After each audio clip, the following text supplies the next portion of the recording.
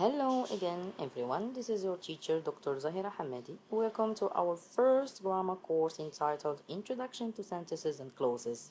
In this lesson, we will explore what a sentence really is, what a clause is, and how they work together to create meaning. So by the end of this session, you will be able to identify all the parts of sentence. The main course objectives are to understand the difference between a sentence and a clause and recognize how each contributes to clear communication. Okay, so as we all know, a sentence expresses a complete idea and can contain one or more clauses. So think of a sentence as a house, okay? And the clauses are the rooms inside it. So each room has its own function, but together they make a complete home, okay? But there are also requirements. We should take them into consideration. So without them, we don't have a complete sentence. So for example, here, if I say the student as alone, that's not a sentence. There is always something missing. It's an incomplete thought. And or for example, if I say studies alone also, it's not a sentence. So we call it a fragment. Okay. Also, there is some key rules, okay, to have or to create a correct appropriate sentence. So first of all, it should start with a capital letter, okay, at the beginning always. And also it should end with punctuation. It's very important here to have an appropriate, correct, complete sentence. Okay, so now let's look more closely at the component of a sentence. So first of all, we have the subject. So the subject is who or what the sentence is about. Then we have the predicate. So the predicates, it tells us what the subject does or is. Then we have the object. So the object is the receiver of the action. The modifiers, they are the words that add detailed description to the sentence. It gives us kind of the hint to the meaning of the sentence. Finally, we have the punctuation. So the punctuation, it helps us. It's like the signal end of a complete thought. So notice here at the examples how each part contributes to the meaning. So without modifiers, the sentence is plain, and without punctuation, it's confusing. Now let's talk about the basic sentence structures. So bear in mind that every sentence must have the subject and the verb, okay? Additional elements build more, let's say, complex and detailed sentence meaning. So for example, we have four main types of sentences in English. So the first simple sentences contain one independent clause. And then we can have compound sentences. They can contain two or more independent clauses joined by a conjunction, for example. Then we can have complex sentences. So it contains one independent clause and at least one dependent clause. At the end, we can have both, so compound and complex sentences. It can contain two or more independent clauses and at least one dependent clause. As you can see here, in the examples, you can understand these types and structures. They can help you. You going to write with a variety and precision. So now, sentence versus clauses. So what's the difference between a sentence and a clause in your mind? So a sentence expresses a complete idea, okay, and can contain one or more clauses.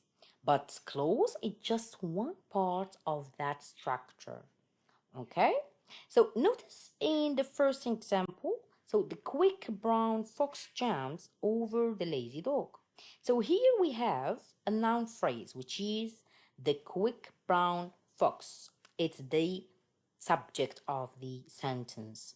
So we have the determiner, the, then the adjectives, quick and brown. Then we have the noun, which is the head, so the fox, and the rest is the predicates.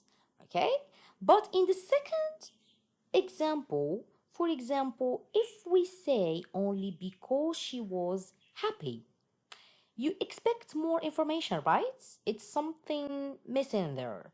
That's correct, because it's a dependent clause. It needs another clause to complete the thought, to complete the meaning. So when we combine them both, so she smiled because she was happy, then we can get a complete, meaningful sentence. Let's practice together. I will read a few examples for you and I want you to think, is it a sentence or a clause? Independent or dependent? So first we have my friend gave me a book. Then the second one, the class ended.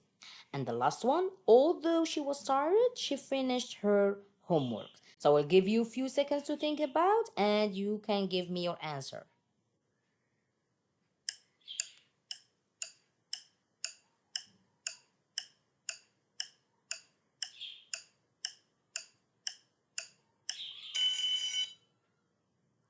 So, who can identify the subject for me? What was your answer? So, my friend gave me a book. Who is performing the action? My friend. Good. This is a complete sentence. Congratulations. Okay, the second one.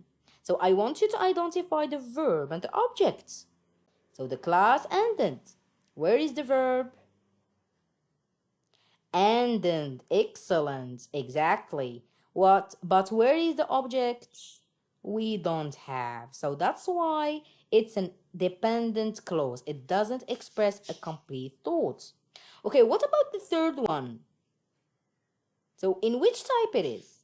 Is it dependent or independent?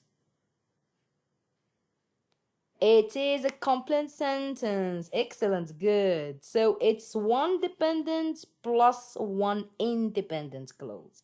So see, you can see how identifying these structures helps you to understand meaning more clearly, right?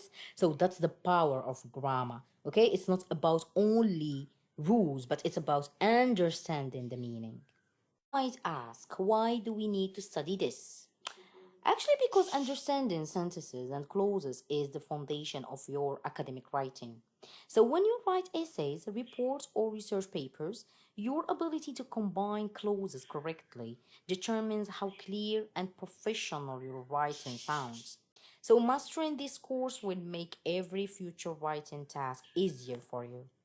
So, in our next chapter, we will go deeper, breaking down clauses into their smaller parts and analyzing how they function.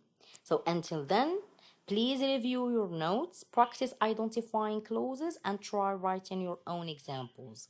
So, thank you for your attention, and remember, grammar is not just about correctness, it's about clarity and creativity in communication. Goodbye.